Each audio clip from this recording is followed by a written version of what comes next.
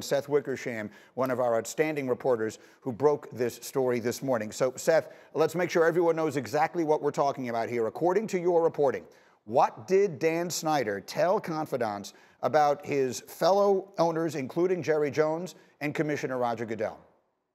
Yeah, thanks. So Don Van Natta and Tisha Thompson and I decided to try to answer a question that I think a lot of fans have wondered, and that's how has Dan Snyder survived? And our reporting showed a lot of interesting things, including what you alluded to earlier, that he has dirt on NFL owners. He has told people that he's used private investigators on them, and that some of that stuff could blow up the league. That's a quote that he told somebody. He said to a confidant, "They can't F with me." And now he has denied saying those things to us, but again, we have firsthand people who have heard him say that.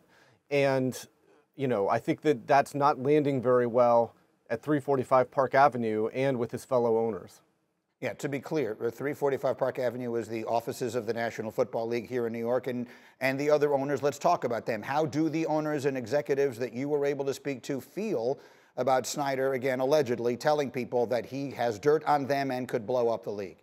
They're angry, and they've known about this for a while. The league offices have known about him collecting this stuff via private investigators for a while.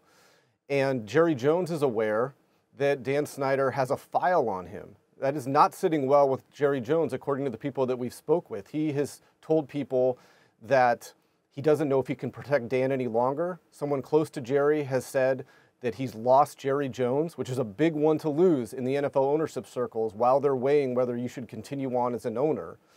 And Jerry Jones, who obviously always has a lot to say about a lot of things, we'd reached out to a spokesman for him, asking if he had heard from Dan Snyder, since Dan had heard about some of the things that were in our story, and that spokesman declined comment, which I think is very telling.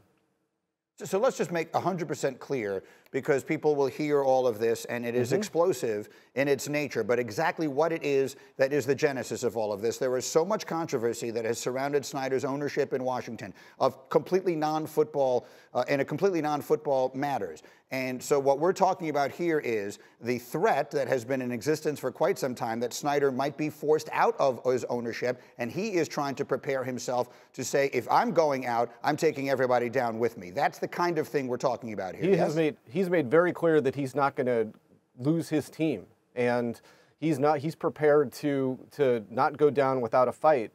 And again, this is all stuff that owners have been dealing with and contending with. What do we do about Dan Snyder? And to be very clear, through the team, they denied a lot of things that he said. In terms of private investigators, we know his affinity for using them in the past against, including one of his limited partners that he was embroiled in a lawsuit against. But some of his law firms that have worked for him say they are unaware that of any private investigators being put on any owners and Roger Goodell. And that might be true. This might be that Dan Snyder is bluffing and says that he actually has dirt that he doesn't have. And it's a scare tactic. It's one of those things that's really interesting. We only know what he has told people. And I think that that's really fascinating. All of that said, one of his law firms, Reed Smith, we have two sources with direct knowledge of the situation that they, when representing Alex Rodriguez years ago in his lawsuit against Major League Baseball, put private eyes on Rob Manfred. So the blueprint and the template for private eyes being put on a commissioner and very powerful people in the sports world is there. So this is out there now. This has been reported, and as you say, other owners and other executives have been aware of the existence of at least him saying these things before. So what should we expect to happen now, Seth? Well, there's league meetings in New York, in downtown New York, next Tuesday, and we'll see. One of the most interesting things is that it takes 3/4 of owners to vote out an owner. The owners don't think that, especially the owners who are mad at Dan even over this, I don't know if they think they can get to 24. But they've considered creative ways, maybe, of trying to force the team into the hands permanently of his wife, Tanya. And one of them is kind of an interesting technical thing, but they would jam him on a debt limit waiver. When owners build stadiums, they typically take out a lot of debt. The league has strict rules over how much debt they can carry.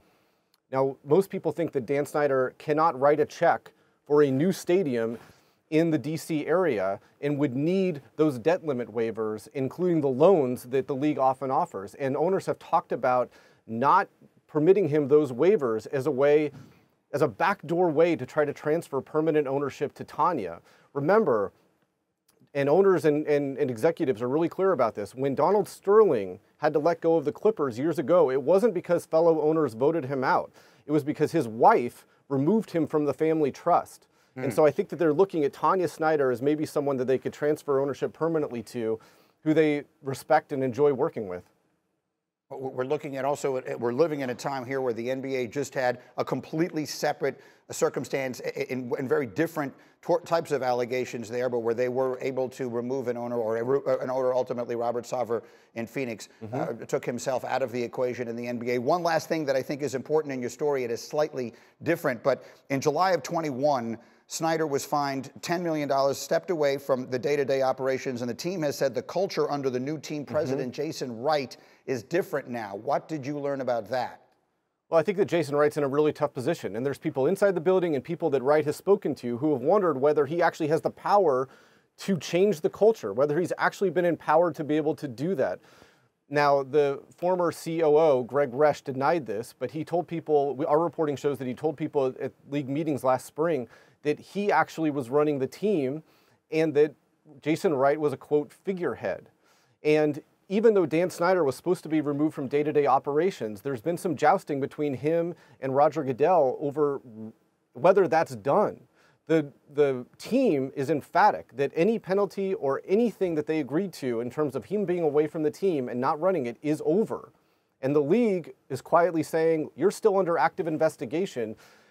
Dan Snyder, our reporting shows, asked if he could return and start returning to league meetings, which he hasn't attended to in a while, and Roger Goodell said no. Thank you for watching ESPN on YouTube. For live streaming sports and premium content, subscribe to ESPN+.